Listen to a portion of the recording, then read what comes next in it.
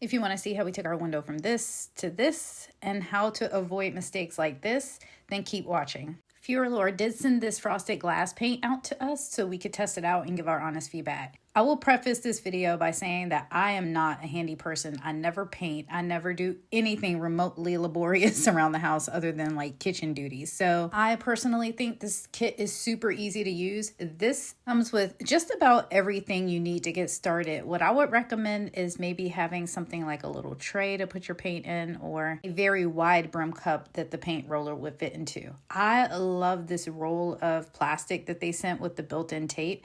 It was so easy to tape off the area so that I wouldn't make a huge mess. Also, pro tip, if you leave a taped border around the window, it just makes the painting process so much easier.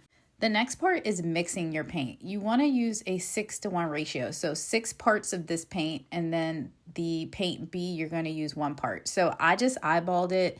I didn't have a scale or anything like that. I actually used a Chick-fil-A cup because it had kind of like graduated markings on there, and you can test patched an area to make sure it comes out okay.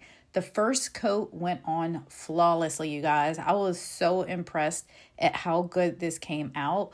I will say I made a boo-boo. So it states in the directions that you should wait about 4 to 5 hours before you move on to the next coat. And I tried to do it a little bit earlier than that. That's when I ran into a few issues. If you try to paint over this before it's dry, you can end up pulling some of that wet paint off of the window, which will make it look really messy.